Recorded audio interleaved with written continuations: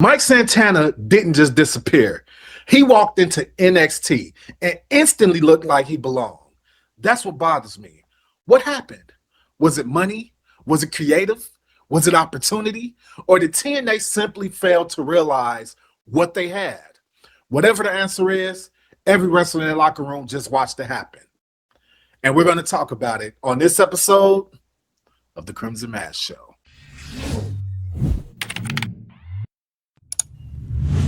If TNA wants to stop looking like a stepping stone for other wrestling promotions, they can't afford another Mike Santana situation. They just cannot. Because at this point, it's getting ridiculous. It's following a simple formula. Star gets big in TNA. Star leaves and goes to WWE. Simple as that. Joe Hendry, Jordan Grace, Mike Santana. And unfortunately, if I was to go by the first two, Joe Hendry and Jordan Grace, the future doesn't look bright for Mike Santana. I'll say that. But just like Joe Hendry and Jordan Grace, he's starting off in NXT. So only he's going to be able to write his story going forward after that. But it doesn't look good if I go by their track record. However, it looks like mom and pop shop, Bush League bullshit every time these wrestlers get a name for themselves in TNA and just go to WWE. This doesn't just look bad for TNA.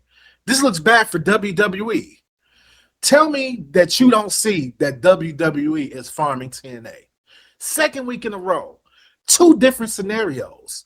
Last week, we talked about Thea Hale showing up in TNA and having success in TNA like other NXT stars, and the favor not being returned on the other side where TNA stars are having success in WWE.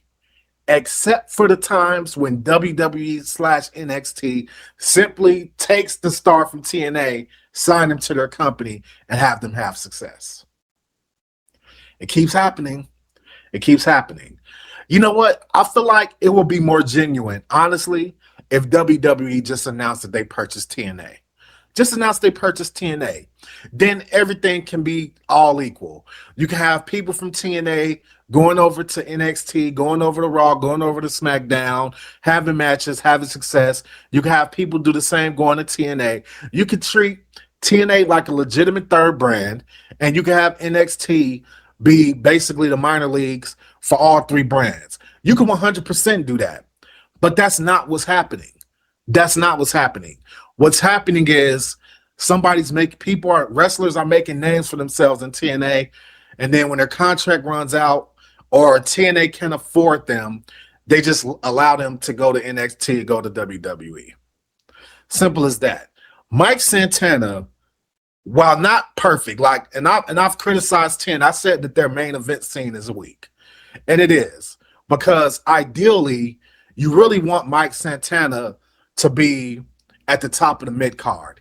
Ideally, I'll just be honest. Ideally, that's where I would like to see Mike Santana, at the top of the mid card. You having him as your world champion, that makes the main roster scene look weak. It just does. And that's not a knock on Mike Santana. That has more to do with the range of his character. I don't feel like the range of his character makes sense being a top champion in TNA or WWE. And they didn't see him like that in AEW either. In fact, in AEW, they seen him, I'll be honest, they seen him as less than a mid-carder. They seen him just as a tag team guy. Like, that's just where they seen him. So, do I think Mike Santana is going to go to NXT? Could he win an NXT title? I could see that happening. But once he gets called up to the main roster, do I see him in a main event picture? No, I do not. Because Mike Santana, as great as he is, he's not a main eventer. But that being said, you don't let him, the guy who you positioned to be at the top of your company, you don't just let him walk out the door to go be a mid-carder in WWE or AEW. You don't do that. Like, that's Bush League bullshit again. Like, it seems like TNA can't afford wrestlers. Then they either don't pay them, or they let them walk out the door. And that seems to be the entire history of TNA. Even if you just watch the Dark Side of the Ring episode about TNA, that just seems like it's their thing, being cheap. And this is another situation where they're being cheap. You couldn't afford to keep Mike Santana. You let him walk out the door. Based on the shit he said, his character, everything, based on what I think I know about Mike Santana, and I understand that there's a lot of wrestlers whose dream is to be a part of WWE, I don't feel like he was one of those guys that's like, okay, I made my name for myself in TNA. I'm going to use that as a springboard to go to WWE. This genuinely just feels like TNA was like, hey, we don't have that kind of money. You can go ahead and get your steps in. That's what it feels like. So I wish the best for everybody in this situation. I wish the best for TNA as a company. I wish the best for, I hope WWE feels like they're getting a star. And I hope Mike Santana made the best decision for himself. But right now, I don't know. And another thing I don't know about is what TNA is going to do for star power. Or do I? Help could be on the way for TNA. Like what I did there, like that little rhyme I did there. Help could be on the way for TNA. I want you guys to take a close look at the image I got from Ringside Roster Group over on Facebook. These are the wrestlers that are currently available to sign with other companies as of this weekend, I believe. We got Zelina Vega, Aleister Black, Kairi Sane, Santos Escobar. Let me say, I said Sexcabar. Okay, hold on. We got Zelina Vega, Aleister Black, Kairi Sane. Damn it, okay. We got Zelina Vega, Aleister Black, Kairi Sane, Santos Escobar, Zoe Stark, Motor City Machine Guns, Y6. Let's take a couple of these off the board. As far as TNA is concerned, we'll take off the Motor City Machine Guns. Because if I had to put my money on it, I would bet that the Motor City Machine Guns are going to AEW. As far as the Y6, I definitely do not see all of these guys going to TNA.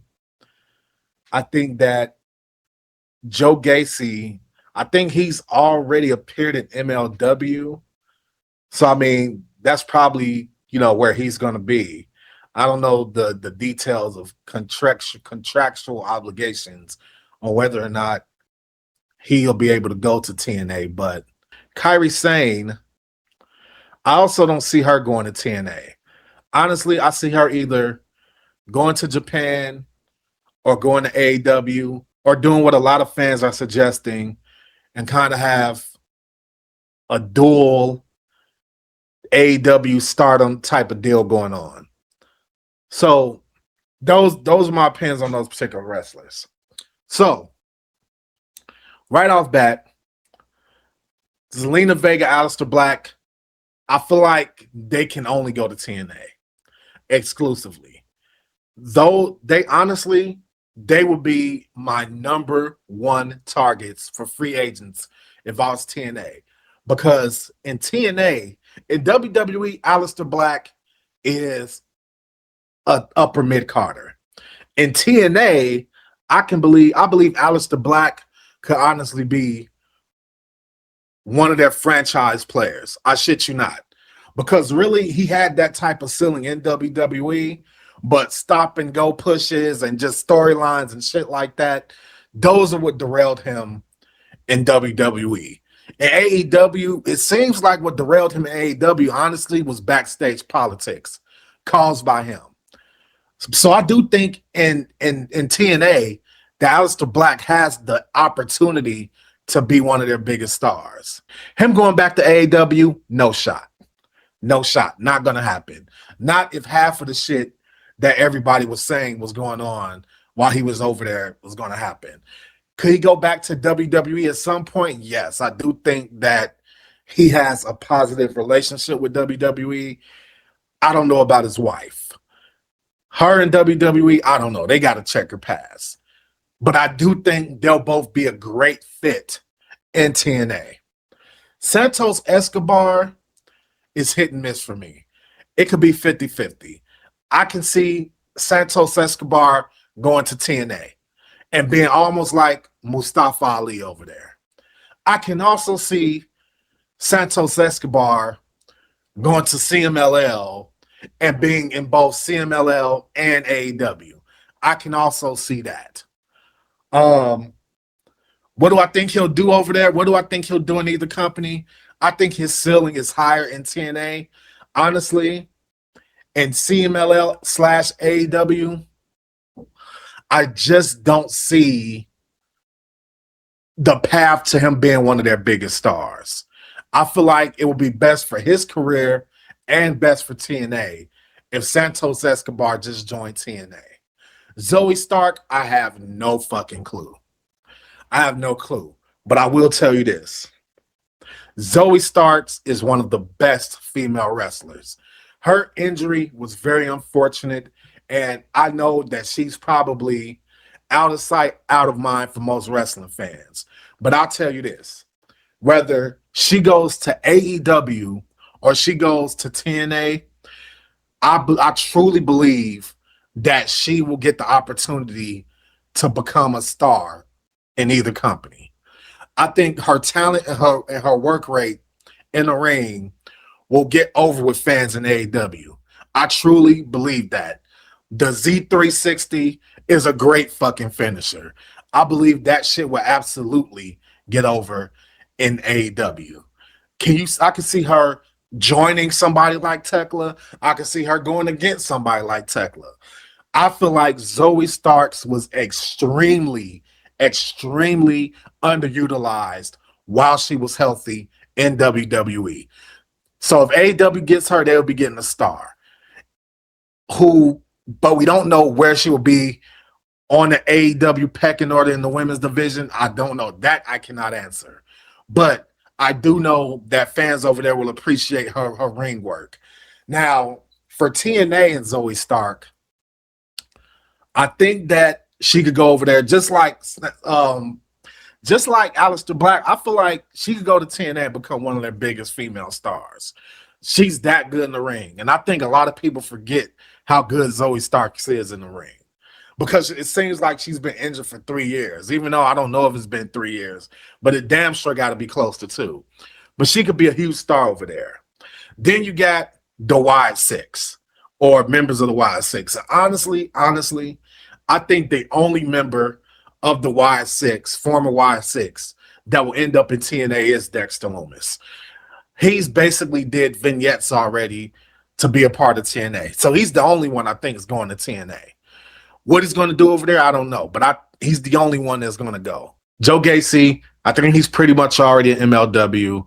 Eric Rowan, honestly, and it's sad, I don't really see much for him in the big major promotions right now.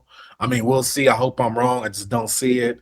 Bo Dallas, Uncle Howdy, I kind of don't see anything for him either, because before he came back to WWE, it kind of seemed like he was out of wrestling. So if I had to guess with all those guys, the one who I think have the most success outside of WWE is a Dexter Lumis in TNA. All right, guys, that's it. Thank you for watching. Please don't forget to subscribe, like our videos. It'll help us out with the algorithm. What the hell is TNA going to do? What are they going to do? I don't know, but we'll keep talking about it. You know the name. It's MFGDs. You know the game. It's the Crimson Mass Show. I'll check you out next time.